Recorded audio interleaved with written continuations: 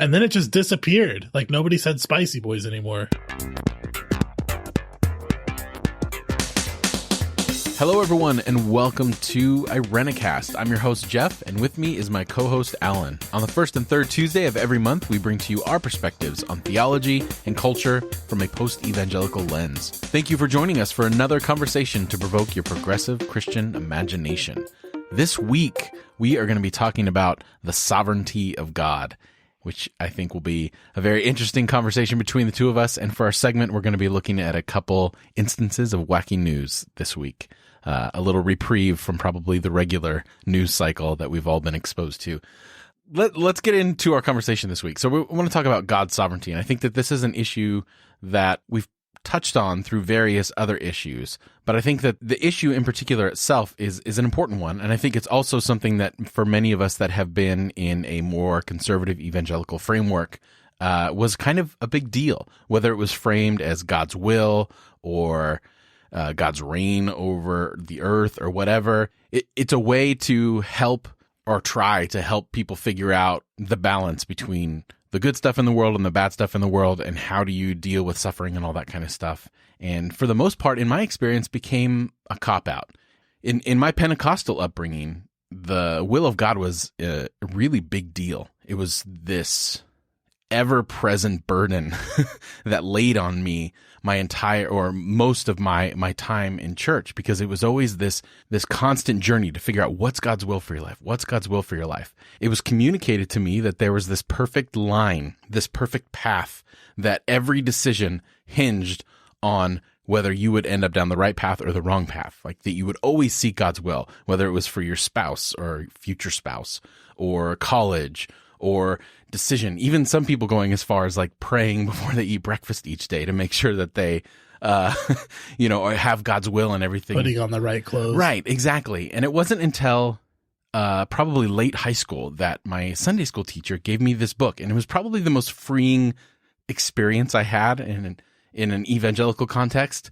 I've read the book since then. It's not that great, but for me, it was important then. It was called Decision Making and the Will of God. And it really opened things up for me and allowed me to think beyond the fact that there was this one right decision for me in everything, and realizing that there was this wider path to God's will. And it was helpful for me at that time. And now I've probably widened the path so much that it's just more of an open field, but we'll get into that as we discuss that. So Alan, what has been your experience with the idea of sovereignty or God's will? I can relate to some of that. In my context, it was more about protecting the deity of God. How can you worship a God that's not completely in control or determining everything that happens? Let's say something bad happens in the world. If God's not in control at that moment, then what are we doing? Worshiping, of course, him. That can probably be traced a little bit further back to medieval Christianity and the development of thinking about God and how God interacts with the world. Without getting too much into it just now, it kind of fully blossomed and developed through all these theological wars, to the point where when I was growing up, it was assumed that like to be a real Christian, you had to believe that God determined everything that happened, like everything. You can, praise God because there's good intended for us through all the suffering that we go through. And so now I, of course, believe that God can use all things and can use all situations and can bring good from suffering, but I don't believe God intends suffering in the way that I was taught growing up. I was taught something called concurrence, and that is God is acting at the same time we are acting. So God is willing the things that are this is, I think, maybe where you and I differed. I was like a hardcore Calvinist in my upbringing. That's what we were. And we were taught that like even you sinning was doing the will of God, because God had predestined the whole world, all of history to happen the way that it happens. And so there's like the special will and the other type of will. There's two different types of wills of God. God wants the best for everyone, but God is also authoring a world where there's like sin, sin is allowed and stuff. And so God is acting at each and every moment, making things happening. And so there's a concurrence of activity, which is just fascinating now that I look back at it. But there was some of that language too. There was that path, the permissive will of God and the actual will of God, right? Like these are the things God allows, but is not really for. And those that was always used to justify certain like parts of the Bible when a horrible mistake was made. Well, that's part of God's permissive will. And there's like there's a predetermined will. Like God's will is that the whole of history should happen this way, and it's going to happen no matter what. That was what one way of understanding God's will was. And then as far as like God's revealed will, it was like you should be good to each other, and you should worship God. And I think that served the two functions you just mentioned. It helped people in struggling through really difficult moments in their life, and some people. And then on the other hand, it protected God from being questioned, like what's God doing when bad things happen? Well, God's still in control and God still has a plan for it, and it was purposed from forever. But yeah, that's how I grew up. I'd love to talk more about like where I'm at now, but yeah, my background was protecting God.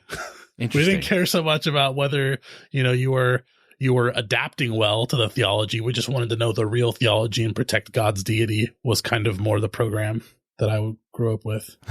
That's so funny to me. Well, the whole thing of God's will is funny to me now, but that idea, and that's prevalent through a lot of evangelicalism, that idea of protecting God or God's way or the Bible, as if God would need some sort of protection. God does. The God of evangelicals does. True. There's been some big things that have happened in the past 200 years. People used to talk about God's sovereignty back in the Middle Ages in the sense that God preserves the whole universe. Everything exists because God is consciously willing it to exist. And I probably still am there with those Christian thinkers. I do believe God is the basis of existence, and that everything comes and is given rise because of God. Everything depends upon God, and God's sovereign in the sense that God doesn't need anything else to exist. Like you and I need God to exist. We even need food and water and all that stuff. God doesn't need anything to exist. God's like the primary first being. And in that sense, God's free in a way that people probably aren't. It's an interesting point, but they also believed in things like concurrence, like all of history was authored by God and it was moving in a certain way. The things that called that into question, that called like the medieval reformers into question, that was Calvin, by the way, and some of the other early medieval reformers, was things like Darwin, the development of Darwinian evolution and discovering like the role of chance and in evolution and all that stuff really called into question what God's sovereignty looks like. And there were still lots of Christians at that point when like Darwinianism was developing that still thought, yeah, God is still sovereign. And the mechanism for the world developing the way that it was God just gave people freedom, right? Gave the universe freedom for it to develop. But then you look at World War I and II, like you progress through Christian theology. After World War I and II, it was like, well, in what sense is God in control? If World War I can happen and millions of people can kill each other and gas each other and invade stuff, and like the world is so awful and the Holocaust can happen, in what real sense do we even say God's in control? So there's been like really big crises of theology for Christians over the last 100 or 150 years. I think with those two big shifts happening. One was like questioning on a scientific basis, and one's questioning on like an evidentiary basis. How can we even tell if God is active in the world if it's so awful? Right. And not only that, but I think that specifically within our cultural context here in America, it also has to do with the change of perspective towards authority in our country, specifically since probably Nixon, where there's this erosion of trust or even just any kind of like awe of leadership, because I think that a lot of this sovereignty language is also coming from the biblical language, which was very hierarchical. God is king, God is, especially if you go through the Hebrew scriptures and the idea of a theocracy and God being in charge and authority being authority. And you either had good authority or bad authority, and everyone suffered the consequences of it. There was never this notion of revolt. It was God will take care of it. God will either overthrow this leader or overthrow that leader. And the idea of democracy and the people's voice wasn't something that was in the cultural conscience of anyone during the time in which scripture was being written. So I think that holding scripture too literally then eliminates that whole idea. And there's no context for how we work today, where we can speak out, where we have a voice. So you're saying that the cultural situation of the authors of the Old and New Testaments like saw God in monarchical terms, like a king because that's what they knew Right. when it came to leadership, and that there are different ways of envisioning God once you get out of that cultural context. Exactly. Because in that context, your leader had to have a certain amount of sovereignty, right? I mean, really, does it matter? I mean, ever since Hammurabi, it's been like that. Exactly. I mean, yeah. So of course God is going to be framed in those terms, but the question I have is, do we need to continue to frame God in those terms? And does it matter to the extent in which we think or communicate God's power or sovereignty or control over the world or us individually? And maybe we don't need to use those terms or use those images in our language any longer in order to create a relatable conversation about who God is and how God interacts with the world and people. One of the guys I studied in the seminary, Pannenberg, he actually makes the case that it's a still really important conversation in the sense that not as God micromanaging everything that's happening right now, but at the end of like our world, is history producing like the purpose that God created it for? Is like the universe headed in that direction? And in the Christian terms, like the eschaton, the last things, community with God, redemption. If history is not headed in that direction, then we can't properly call God God, which is really interesting. I still think it's important to think about God as sovereign in the sense that God is giving rise to all of existence. And without God, we don't exist. The other way around doesn't work. Like without us, God could still exist. I think that's an important like dependency sort of argument. But so my problem with that is, what does dependency have to do with control, right? So my children are dependent upon me. Without me, they're not going to survive. They're going to wander the streets as 4-year-old little girls and probably not make it too far. So their dependence doesn't require me to provide them for a specific future. Their dependence on me is a temporary dependence, right? That dependence is, I've created this for you, and now I'm allowing you to move forward into it and become and discover who you are. Is that life? Yeah, but as far as existence goes, that can never change. I mean, like maybe the metaphor fails because like without God, we can't exist. That's the basis of all existence. The ground of our being would be God. And true, but why does that have to also include sovereignty? Even that's just one sense of sovereignty. Like sovereignty has a couple different senses. In one sense, that is like preservation. God is preserving all of, because if God just stopped, nothing exists. Okay. There's an active force of God allowing everything to exist or giving rise to it. And then if you're going to talk about like government, like governing the universe or not, I think that's like a separate issue. How exactly? I don't think the question is whether or not God is acting or exercising power, but how does God do it? The process theologians think that God never has coercive control over anyone, that all God ever does is invite people. The Spirit of God invites people to wholeness and health and like following after Christ, right? And never coerces anyone into doing anything. And I don't know if I'm necessarily there. Stanley Grenz in The Community of God, that's another book I had in a seminary. This is where it comes down to for me. Separates the sovereignty of God in de jure and de facto sovereignty. De jure means according to the law. So like technically God could literally do whatever God wants to because our existence is dependent upon God. Gives as the old, the Hebrew Bible and Romans says, we're the potter, we're the clay and God is the potter. God has created us. We belong to God. And so God has the right to exert sovereignty at any moment. But as far as de facto sovereignty, that's like actually coercing creation to do what God wants. I don't see that that's how God has set up the universe. I don't think that there's an exercise de facto, but that de jure, like the right at any moment to do with creation what God wants to, I think still exists. And I think that's important, at least in my relationship with God. What does that add to your experience as a human being or your spiritual journey that makes it that important? Some people talk about our relationship with God as being interdependent, like God depends on us. I haven't studied that a whole lot to figure out exactly what they mean by that, and that'd be process theologians. I think there is like a back and forth between us and God. We do have freedom to make choices. We've been given agency by God, and God interacts with us in like not a simple, but like a multifaceted way. It's important to me to remember that God is still the potter and I am still the clay because it orients my relationship. Creature and creator, Yes, I'm being invited into the interdependence, into community with God. And yes, I have an effect on God. All of that happens. And yes, I have freedom to make my choices and decisions. And the universe has the freedom to develop. That's what I do believe. But I still think that the creator and creature divide is unbridgeable. I think that yes, we can have deep, meaningful communion, but God is not a creature and I am not the creator. I think there's like a fundamental difference between the universe and God.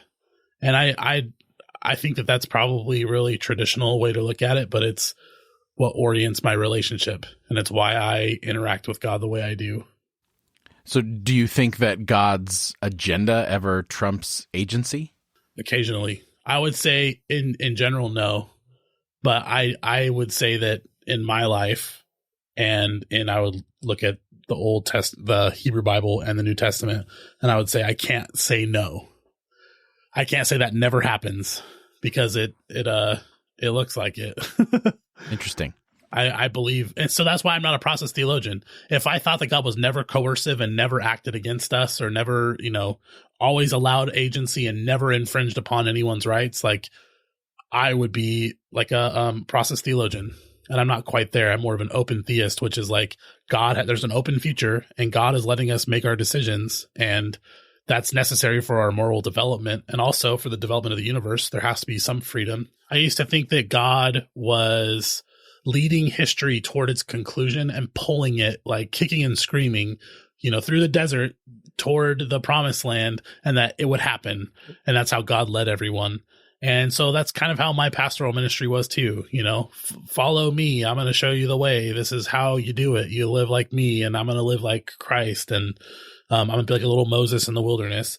And now I think it's a little different. I think there's a lot more freedom in the way that God interacts with the universe, and a lot more, I would say, more loving way that God interacts with the universe, which allows for people to have their own agency and decisions. Well, there are certain physical limits to our own agency, right? Like I don't have complete freedom. I can't say, well, today I'm going to decide to have the powers of Superman and be able to fly wherever I want. So there's that, I don't know what you call it or what theologians have called it, but there's this natural limitations that have been put there when it comes to that particular issue. And, we believe God created the universe and everything. So God placed those things that trump our agenda to a certain point.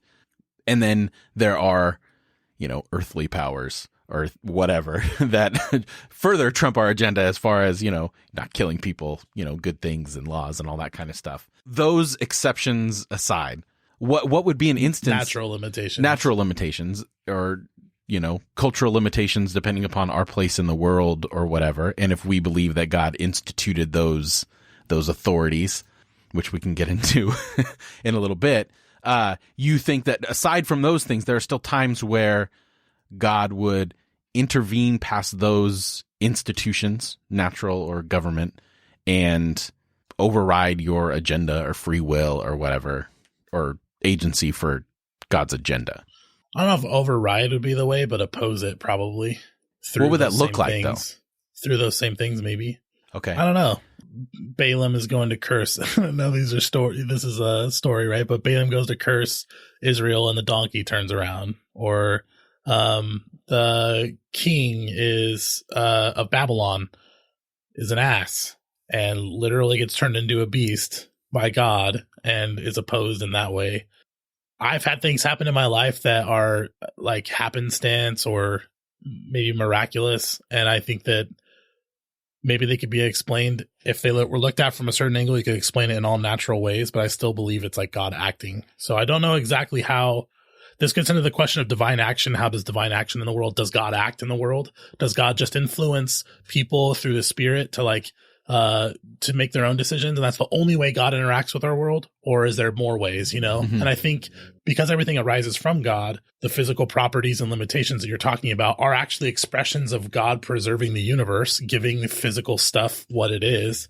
I think that any action of God can be just looked at as a natural thing because all that stuff is arising from God. But like breaking the laws of physics, and I don't know if you have to necessarily get there to like cover what I'm thinking of. But as far as coercive control, yeah, I think God opposes people and puts stuff in the way, you know? I think that does happen. And that's not something that I've totally figured out. This is definitely a question that I'm in the middle of processing. Right. That's why I'm like reading process theology books and like kind of going through what do I think about God and how God interacts with the world. But for me, I still believe and think it's important that God is sovereign. Maybe that's what it is though, is that God as sovereign versus God as micromanaging and determining all things. Because I don't believe that. I don't believe it's a de facto sovereignty. I think that there are things that happen in the world right now that God doesn't want. Like, I think the Holocaust was bad, that God didn't want that to happen, or that a certain person is doing certain things in office right now. I don't say that God wanted that to happen, and God has put him in charge and we should follow him. And like, I don't use that kind of rhetoric that comes from the monarchical way of looking at things that you were talking about. Where am I going with all this? I don't know. I don't know. And I think that's why we're kind of having that conversation, is because I think that, I mean, if I was going to put a term on it, which, you know, my aversion to doing that in the first place, I'd probably consider myself more of a process theologian, because right. I certainly lean that way. And that could be my propensity towards pretty much always disagreeing with authority and having issues in that area myself. And the idea of a grand puppet master, you know, putting everything in place and, you know, using us as chess pieces and all that kind of stuff. Even when you say like God could do this at any moment or whatever, that even irks me. Like, that whole idea bothers me, because I think that more than anything, and again, this goes to, I think, how people use it, because ultimately none of us are ever going to know. And that's true for all these theological issues that we bring up. But my biggest problem is with how people use some kind of doctrine of sovereignty of God to keep people in their place, to dismiss other people, we're watching it right now, to totally go back on decades of where you stand and what you believe on and sacrifice it just because right now you want the right leader, and to use, you know, talking about Trump and the evangelicals and how many have voiced their approval of everything that's going on, and, you know, using things like, you know, using Hebrew stories of bad leaders that God placed there, and that's okay, and like all that stuff. Oh, that's what you're referring to. Yeah. I think it's horrendous, you know? I mean, and this is the place that we live in, and I think that it has been used over and over again because people set themselves up as authorities in their sometimes genuine desire and sometimes just learned behavior because of the culture that they're in within evangelicalism, set themselves up as the authority of God by the way that they talk about seeking God's will or whatever. And I think it's horrible. And I've noticed that in my time in more progressive church settings, it's not an issue. It's not something that's talked about, like God's sovereignty. It's something that's alluded to because of the liturgy and it's just part of the language, but it's never something that's talked to, or at least in my experience, and I think that's a good thing, because it's more about, well, we're doing something in the world, and that's enough. Yeah. Well, as one guy said it, one guy put it to me, in evangelical churches, it's more like, let's all get together and discover what God wants us to do. What's the will of God? Whereas in more like liberal churches, or more mainline, hey, let's all do the good work and invite God to be a part of it. And so like, there's like this distinct difference between the two as far as practice goes. Right. And I love the healthy tension between both, because it's so easy to assume that I'm doing what God would want me to do. I can convince myself of that all day, every day of the week. People who supported refugee bans and this tax bill and all that stuff, they're convincing themselves they're doing God's will. Right. Right. And so I can do that too. So I think it is important to have communal discernment as to like what God does want, you know, or what God, and that right there bothers some people, the idea of God even wanting some things. But I think it's a basic Christian affirmation to show that like Jesus being the image of God made visible, that God had an aversion for some things and not others, you know, injustice, that there is a divine will, that God does want community, that God does want wholeness for people. I do believe that. And no, I don't think God determines everything that happens, even though I do believe God is in control, quote unquote. That's fascinating. That's really interesting. What do I mean by like in control? Because it used to be like God's in control, so everything that ever happens to you, like there's a purpose to all of it. Right. And I would never take that away from someone if someone had a death in their family or something horrible happen. And they thought that it was comforting that God was in control and this was for a purpose or a reason. I would never be like, excuse me, but that's bad theology. Like, right. A better way to look at it. I would never do that. I would never take that away from someone. But I am of the mind that God uses everything. Even the less than the best, even the bad stuff, that God will use it for good, but not that God intended it, not that God wanted it or purposed it, you know? And I would say those same things, but instead of saying God uses or God would do this, I would just say we have a choice whether we want to bring meaning to things that happen or not. And it has nothing to do with anyone else but the decisions that we choose to make within that situation. And I think that too many times God's control or God's control, not God's presence, because I think that sometimes people, they interchange the two, which I think is a big problem. But because God's presence is there, but God's control has nothing to do with it. It has to do with things happen and we react, and we've been given a way, a mindset, a spirit to tap into during those moments that can push us through and allow something good to come from it. But it's still a decision. It's still something we choose to enter into or not to enter into. And there's not a moment where if we choose not to enter into it, we can't enter into it later, which I think is another problem when it comes to control and rhetoric surrounding God's will, is it makes you feel like there's these moments, and if you miss them, then it's too late because the plan's already in motion. Weird. I think we probably conceived of God's sovereignty differently in our backgrounds. I think so. It sounds like it. That whole like weird, it's almost like the movie Donnie Darko, where there's like that invisible little like tunnel coming out of their chest showing where they're going to move. Right. It's like you've got this like crazy little tunnel going everywhere that is God's will, and if you step outside of it, you're lost in the flow forever. Like that is weird. That's weird. I don't think we ever thought about it that way. It was more like, it doesn't matter what you do. You're just literally acting out what God's already written down from eternity, which is, I think, even creepier and probably more stilted. You know what I mean? Like, how can God oppose sin, but like winky face still like enact it, and still do it? Yeah, like, exactly. That two-handedness is something that, that doesn't sit well with me. And that's why I have problem with language of authority and power when it comes to that. Yeah. Because once the power is given, then all that other stuff goes with it. And there's almost, unless you're a Democrat that is pro-life, all leaders have been chosen and you just need to accept the whole thing. And I think that the problem with that is that it makes it feel like established authority, and if you go against that authority, then you're going against God, which is explicitly said a lot of times within certain religious contexts.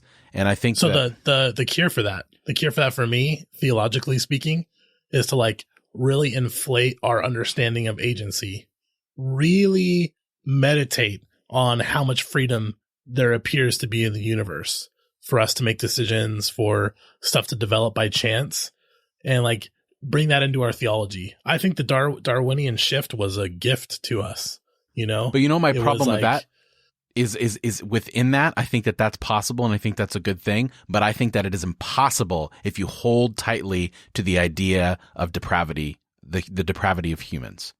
If we are constantly using language that says we're nothing and we're only here because of God, and God is our only salvation, and there's nothing in us that's good, all of our good comes from God itself, and we highlight depravity over everything, then I think it makes it impossible for us to fully embrace freedom, and not only just embrace freedom individually, but allow space for others to exercise their freedom even when it goes against where we're at. That's like, yeah, for me, that's a different topic as far as like undoing the whole concept of depravity and original sin and all that kind of stuff. Human freedom and the moral development that comes from that, the freedom to make choices, to make mistakes, to do all of that stuff, is a part of how God created the universe. I can affirm that within a context of sovereignty. Expand on that a little bit, what you mean by that. Like, you look at the freedom for people to make their own choices and decisions, and there's there's tons of decisions that are all like, there's not one special way to go. Like, you actually have the freedom to choose what you're going to do. That's the way God intended the universe to be when God created everything. And so God sustaining that system. So our agency itself is dependent upon God allowing us and sustaining us as beings to be able to make those decisions. But they're in fact free, and they're in fact like, it was God's will to have such a diverse world of people who make different decisions and don't all look alike. So basically, God owns this building, and he opened up a large loft for any artist to come in and express themselves any way that they want. He's provided the space for people to have free will and creativity and agency, and that space is eternal. He's not going to evict anyone. But it breaks down, because that metaphor breaks down because, well, all metaphors break down. Yeah, I think God's still present in all of this. Like, God is present at every moment, and I do agree with some process like theology that God is inviting us at every moment. There is this invitation toward community with God and with the universe, and all we have to do is like stop and listen for a second, and we hear it. You know, I think that there's truth to that, and so it's not as if God just spun the watch and then just let it go, or that's Newtonian, just set up the universe and allowed for chaos and then just let it go and knew that something would develop. I think that God's still present at every moment. And so that presence does matter. There is an influencing effect on the universe. But it's not always in a way that like de facto God gets what God wants at every moment. It's not like we're computers that are programmed to do exactly what God wants us to do. Because to me, that's not love or... Right. Well, not to nitpick, my experience, but if our space influences our decision, so if God created that space, then that space itself can act as what you're talking about, that idea of and when we can influence each other, right? And we influence each other. I mean, I have the freedom to influence other people, and that affects their agency. So yeah, I think that there's secondary causes. That's a good word. I like influence as opposed to control, because it insinuates a give and take. It insinuates a relationship. It insinuates an intermingling at a certain level. And the influence is exactly what it is. I mean, if you look at all the Hebrew and Christian scriptures we have, they themselves are supposed to influence people. They're like written to influence people. And there's like this sense that God has a special sort of relationship with humanity, that it's not just one way. There is a give and take. There is a debating, like, you know, Abraham debating God down and Israel wrestling with God. Like, that's the whole monotheistic, at least from a Jewish background, project, is this wrestling with God. That still exists. And I think that that's important for us to remember, specifically us, because we're working in church settings and we're leadership over people. And then even in the context of this show, we're a voice to a certain amount of people, and recognizing that your voice and your space is not a place to exercise authority, but it's a place to offer a certain amount of influence, and always holding it loosely enough to recognize and being aware and being open to when you've crossed the line from influence to coercion or whatever word we want to put in there. And I think that's kind of that's well said. Yeah. And we become like God, right? Right. We are the way God is in this world. That's from, I think, 1 Peter. And as I've let go of those images of God dragging the whole world and instead giving more freedom, my pastoral work has changed. It's been less about just leading everybody out front and more about partnership on the paths that different people are on that maybe different than mine. We may disagree about stuff, but being like a faithful partner and catalyst for stuff with people is a totally different perspective. And one question I have, so I guess this is something I need solved for myself. The sticky point is that if I believe God does intervene at different moments in like a extra special way, right? So like stuff happens and God is supporting everything. Like, we'll just call it the natural world or the natural consequences and stuff. But I believe that things have happened in my life that are like miraculous, that God's spirit has somehow worked and intervened in certain situations. Why doesn't God always do that? Why doesn't God stop really bad stuff from happening? If God can, why doesn't God? That's the question. If God is all powerful and all good, then how can God let bad things happen? You know, I think it's more comforting if it's either or. I think the problem is the idea of exceptions. So we talk about, we don't believe that generally, but there are times where God will, worm God's way in and be like, okay, well, in this case, I'll prevent you from getting a car wreck, but, we'll keep the gas chambers in World War II going, like all that stuff. And I think that goes down to, and this is where I've landed in this particular thing, because I think it goes back to authority. It goes back to influence. Is there are certain things that happen to me, and physically my brain is going to create a narrative to kind of put things back in a box to make sure that my whole world doesn't go out of whack. But also I think that there are things that are personal, and we can accept that this might happen to us. I think that line is crossed is when you take your influence and you project those individual experiences and the conclusions that you've made about them, and you impose them onto everyone else and say, it was true for me, it's going to be true for you. It takes away any nuance that we might have and any agency that we might have to believe something that on paper sounds ridiculous, but really gives us comfort and gives us a place to rest while we live the rest of our life to maybe reframe that and reshape it. Because there are instances in my life where if you would have asked me, was this a miracle? I would say yes. And then 6 months to 2 years later, I would say, no, not really, because I have this new experience. And then if you asked me like 4 years after that, I'd be like, well, yeah, I think it kind of was. So I think that those moments in our life are not places to make theological declarations about who God is. Those are moments that are constantly being reframed as we live our life. And we need to give people the space to reframe those moments.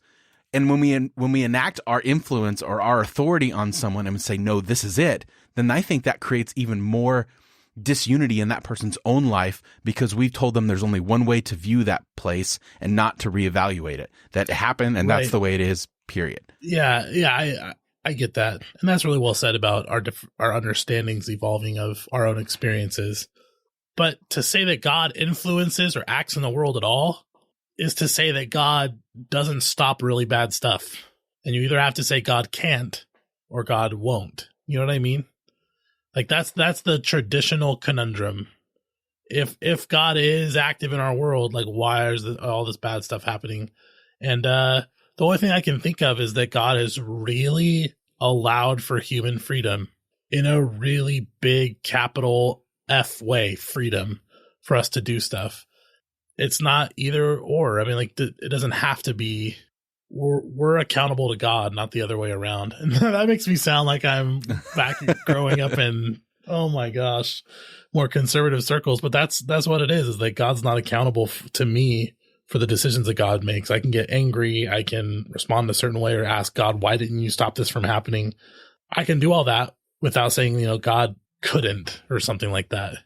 You know what I mean? Right. And for some people, they put that limitation on God because it helps them.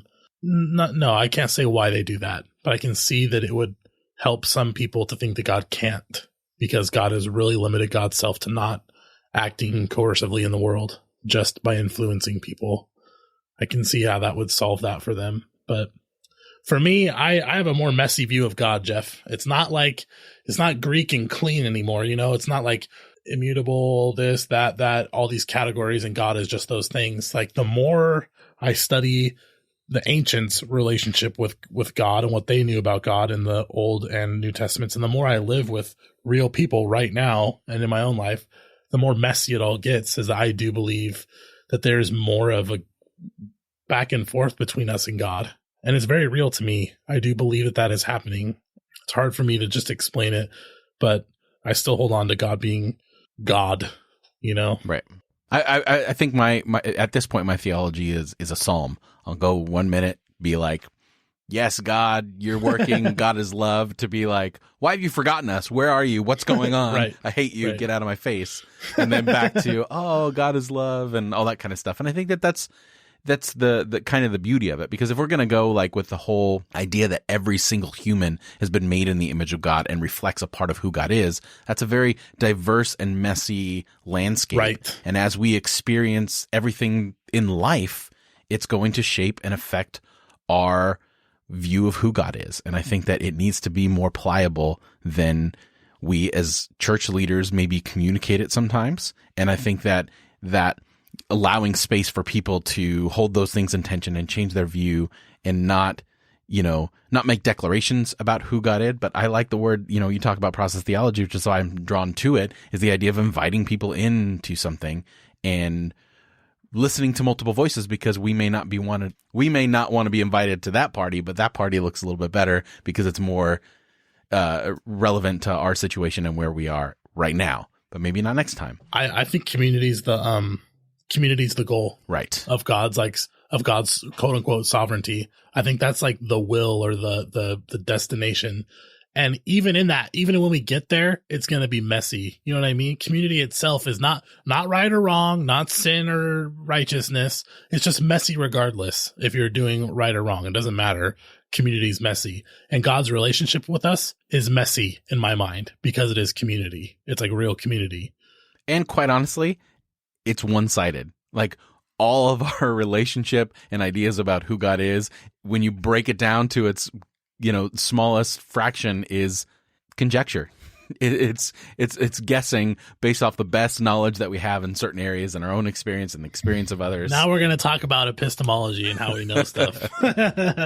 That's an episode for another day. Yeah, we'll save that for an upcoming episode.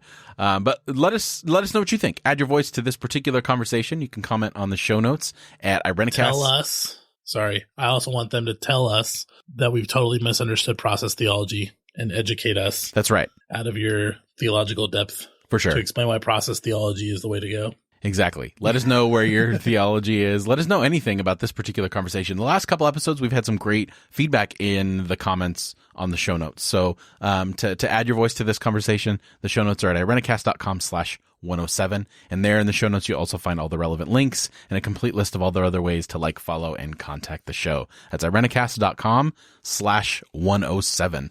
I particularly like one of the comments that we got in our last episode that talked about sincerity and insincerity in terms of power, and how insincerity is a means of holding on to power. And that was what underlying the conversation for one person was something to look at. So if you want to look at that, look at the comment on last episode.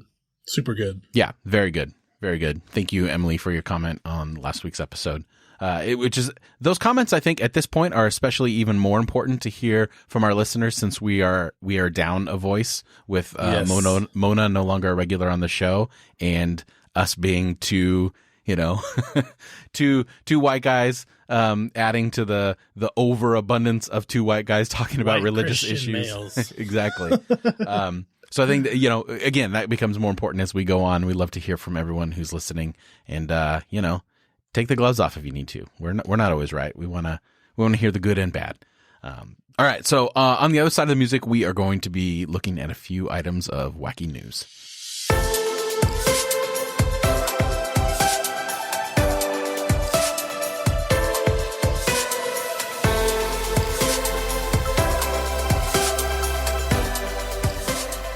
I think at one point I realized that this particular segment, Wacky News, is wacky news. Yeah, it's kind of difficult to tell the difference between wacky news and real news and fake news these days, because everything seems so absurd. Preach it. But we're gonna try anyway. So we've compiled a couple news items that we've seen, and that hopefully will bring us some joy and some levity in our lives, as opposed to the real news cycle, which, at least for the hosts of this show, has been depressing, and probably what motivated this idea of secretly hoping that God did have some sort of control and would bring down fire or something. From the I don't heavens, know. open up That's the right. heavens, Isaiah 64, and come down, quake the mountains. I have to double check every time I see a post on Facebook about some news event, whether or not it's that Andy guy from The New Yorker who writes satire. I don't know his name, Andy something. But I always have to double check because I have to make sure that it's not satire. Oh my gosh. It's usually not. It's usually not. Nope. I'm just going to say one of them. I know we shouldn't be talking about this person on air, but making fun of someone for their ethnic heritage in front of an Andrew Jackson painting while trying to honor the Native American talkers, like the Navajo wind talkers from World War II. and then calling another politician Pocahontas in the middle of that.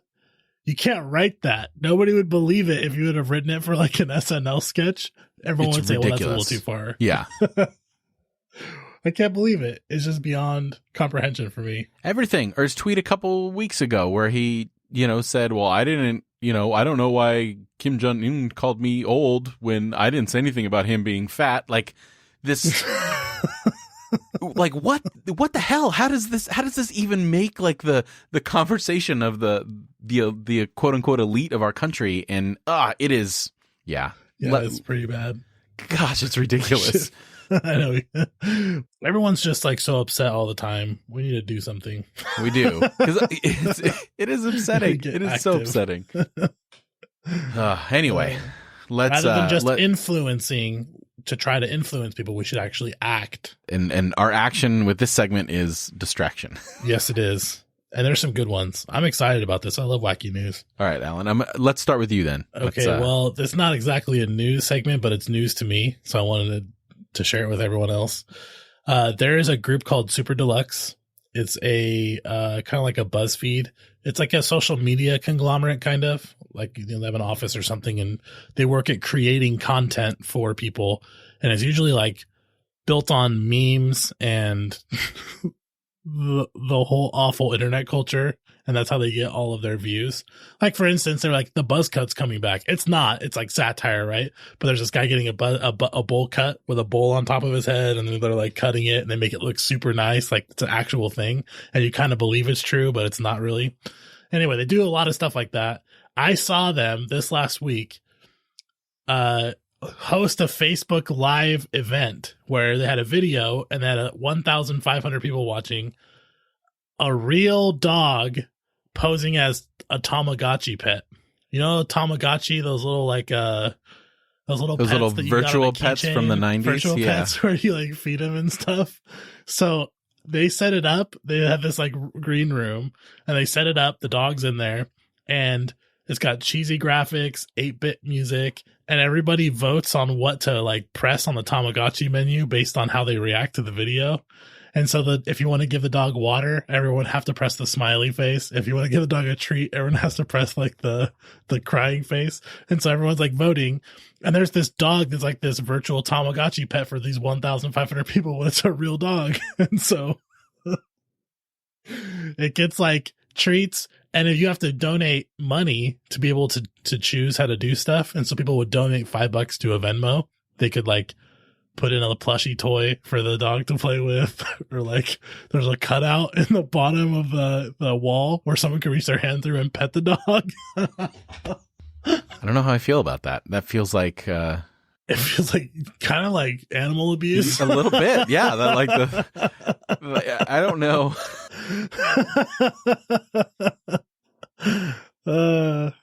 I feel like that's ripe for some sort of PETA protest or anything like that. That's what some people were saying. My goodness. And the people doing it were like, please don't sue us. They're using a like machine voice. Right. Because was there any guidelines? Like, because with those Tamagotchi. Really happy. Please, this dog's really happy. Please don't sue us. Oh, that's good. That's good. It feels like, remember the old Zelda games where you could like hit the chickens with your sword? Yeah. And you just do stuff in a game that was just dumb because you could. So I don't know, like, to relate a real life dog to a game where most people, like a lot of people would like see how fast they could get their dog to die and all that kind of stuff. I feel like that there's a dangerous potential that could happen with something like that when we replicate a game in real life, because we've been conditioned to do dumb things because we can. Teach their own, though, I guess, sort of.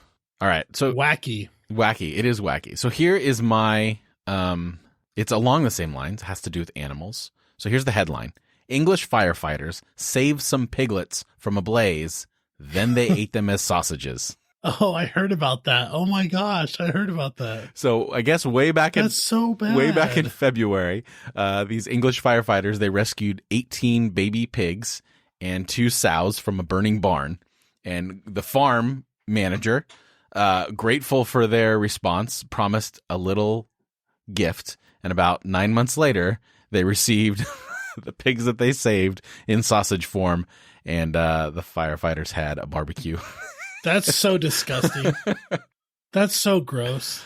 I brought this one mainly because of your vegetarian ways. I'm really calm when it comes to vegetarian stuff. I don't judge other people, but like that just like crisis of conscience stuff, like that's so wrong. It's just wrong. Like, why save those pigs? Just that takes away any power of the whole like salvation motif of saving these pigs. You're like saving them from a fire to put them in your mouth. You know what I mean? Like, that's not.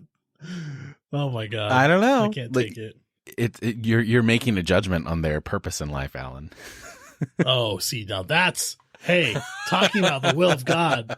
That's good. These animals' purposes are to be eaten. Says you, dude. What the hell? That's why God put them on earth. Are you kidding me? What are you talking about? I hear that all the time. You know that? That's why they exist, to be eaten. Well, it's kind of why those particular ones existed. They were on a farm and they were gonna be killed. So, why not partake? Oh my God! Don't you think? Like, I hope they got worms. Don't you think in that moment that to know that you had a hand in that delicious meal more than just cooking it would add to the. You saved that baby, and now you're eating it. That's so gross. Don't say baby. Don't use humanizing terms towards these animals that are bred for our food. Sorry, they're as smart as like 5-year-olds, but yeah, whatever. Okay. All right. Do you have another one? I'm traumatized. It just makes me scared that firemen are going to come into my house and and eventually eat the animals that they save. Do they have good morals? Like, come on. There's a used car commercial selling a 1996 Honda Accord, and this like film guy was trying to make a portfolio for the job he's applying for. So as a joke, he recorded a car commercial of this 1996 Honda Accord. And so in it has his girlfriend like opening up her used like car, sitting in there, like doing all the stuff you would see in a real car commercial. Mm-hmm. And the voiceover says, "You're different. You do things your way. You don't need things. You're happy with who you are. You don't care about money." Like trying to sell this used car to everybody who's watching. Totally professionally done. Super hilarious. And then it says, "Introducing a used 1996 Honda Accord, a car for people who have life figured out and just need a way to get somewhere. Luxury is a state of mind." And it's like a really crappy car, but it has like driving, on the, like by the coast, and there's no tread on the tires. It's really, really funny. It just sold. It sold after going viral. Everyone loved this video on YouTube. CarMax bought it for $20,000. A used 1996 Accord for $20,000. It's pretty cool. Well, anyway, I love that video. You guys have to go watch it. All right, so this one it's a little old. It's dated, so it's from 2016, and it's a petition that was put out there that got 58,708 signers. I guess their goal was 150,000, so they missed it by close to 100,000. But still, almost 60,000 people signed this petition to rename fire ants to Spicy Boys. I don't know why I found that funny. That sounds like it came from some YouTube video. Someone was trying to get everybody to do it. That sounds so familiar. Where does that come from? I don't Spicy know. Boys. I think it had to do with sign it. Some kind of thing. It says, here's the tagline for the petition on change.org. It says, "It's 2016. There are 36 genders. Beyblade might be a new Olympic sport. Why aren't we calling fire ants Spicy Boys?"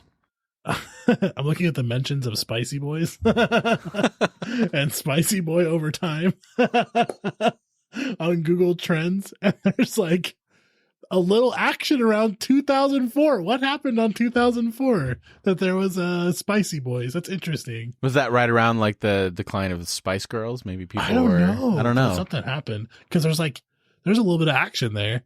And then, 2016 it skyrockets. And that's because of this petition. So Spicy funny. Boy, like a strange name. I'm not sure how. I'm not sure if I'd want to name anything Spicy Boys, but there you go. You know what? This is the dumb stuff that's going to keep me up at night. Now I want to know why people were talking about Spicy Boys back then, dude. I'm going to have to like research it. This is so stupid. This is so dumb. And it's going to be in my brain. This is one of your most endearing qualities, Alan. It's why we have as much content on our show is that you do deep dives into information. And for our benefit, you know much about theology and biblical studies, but then there are those moments where something captures your interest and you fall down a hole of useless knowledge. It's true. And I won't come out for a week, dude, and I'll be totally disheveled when I do. Like, the world has to know about this. We have had long group conversations about something where in the beginning, Alan has been interested and engaged, and there's just one thing that's been said, and then all of a sudden, Alan is disengaged from the conversation and will pop back in occasionally with a fact about that particular thing that happened earlier. He just did his own world. Yep. And I love it. I'm now looking. It's gonna be Spicy Boys. Oh. So the Spicy Boys were a group of high-profile footballers, like soccer players in the late 1990s. Huh. We'll see. There we go. But it was a pejorative. Interesting. Alan's exercising his investigative journalism on Spicy Boys. Talking about this, but they were interested in apparently one of the footballers was dating one of the Spice Girls, so they started calling all of the footballers Spicy Boys. What I called that. I mentioned Spice Girls earlier. There we go. Late 1990s, 2004, and then it just disappeared. Like nobody said Spicy Boys anymore. Is it that Beckham guy? David Beckham? Or what? Is that what his name is? Wasn't he a soccer player? Oh, maybe not. I don't know. Is that the only soccer player you know? It is. It's the only one. Isn't it that Beckham guy? Well, his wife is a Spice Girl. That's the only reason I went there. Yeah. For real? Yeah. I think so he's like a legit spicy boy. He is a legit spicy boy. And they have little spicelets.